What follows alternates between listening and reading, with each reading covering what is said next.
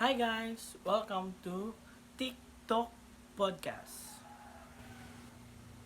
So sa atong episode 1, magtopic ta about ER and BR. So, atong paminawan, just watch it. Episode Number number one. 1. So atong first technology is ang virtual reality and AR. So, unsa ni sila?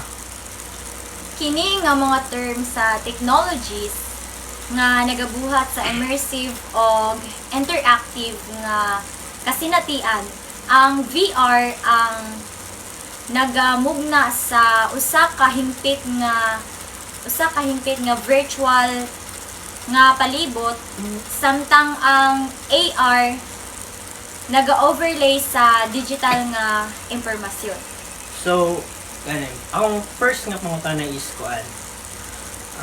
So kanin gid siya nga technology is grabe mahal, expensive gid ni siya kay kuan gid siya kanang mura gid siya realidad maskin wala ka sa online. So unsa atong pamaagidan ni para kanang ma-prevent bitaw nato. I mean kanang makatipid bitaw ta sa atong gastuhon, like maka-less lang bitaw sa atong cost of kanang atong mga production.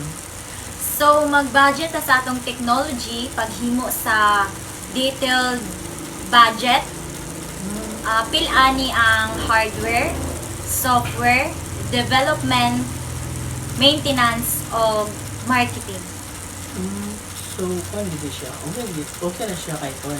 Okay na siya as mga entrepreneur dito. Pero, ako kadto nga pangutana is, as a entrepreneur, so, namagay mga kanang kwan bito nga, dili maka-access bito silang mga kanang ilang kwan bito, ilang mga mata is, kwan na kayo dili nakaklaro, kay dili na masuot. So, unsa yung kwan na sa mga customers? So, mag-conduct ta og QR product Ang so, pwede rin. sa katong limited and access. Pwede makita ang product through QR scan. So, possible din na siya karon. So, mga dito si ER and BR, no?